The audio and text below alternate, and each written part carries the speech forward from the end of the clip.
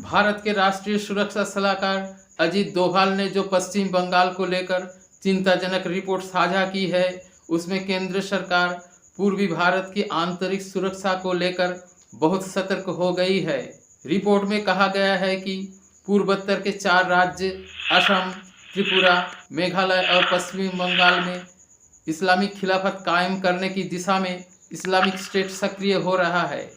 सिर्फ इतना ही नहीं, इन 4 राज्यों में कथित तौर पर खिलाफत की स्थापना को लेकर साजिश भी रची जा रही है।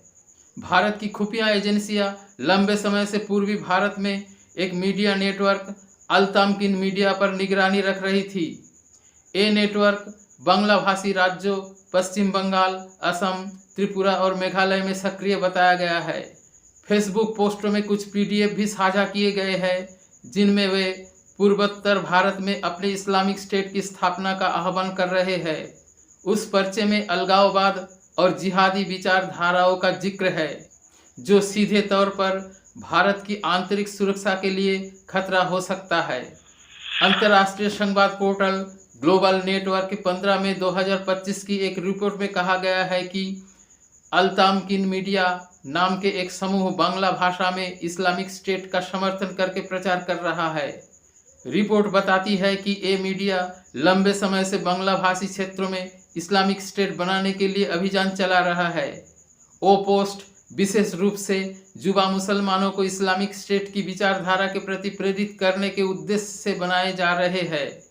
एक उदाहरण में लिखा है कि खिलाफत के लड़ाकों ने बोर्नो के इलाके इजगी शहर में मुर्ताद नाइजीरियाई सेना के बराक पर मशीन गन से हमला किया, जिसमें एक सैनिक की मौत हुई, बाकी भाग खड़े हुए।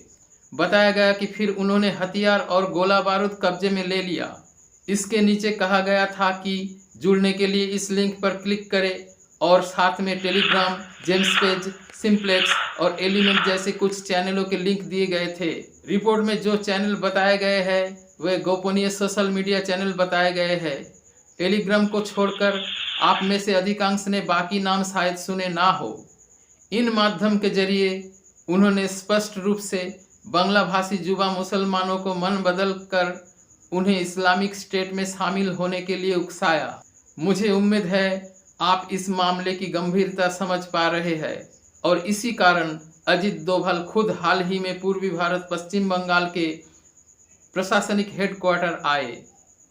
उन्होंने पूर्व भारत के इंटेलिजेंस ब्यूरो के स्टेशन प्रधान और केंद्र सरकार के वरिष्ठ अधिकारियों के साथ बैठकें की और पश्चिम बंगाल, असम, त्रिपुरा तथा मेघालय में इस्लामिक स्टेट की गतिविधियों पर गहन आलोचना हुई। फिर भी चिंता है और भय है, क्योंकि हिंदू के लिए अब जाने को कोई जगह नहीं बची है।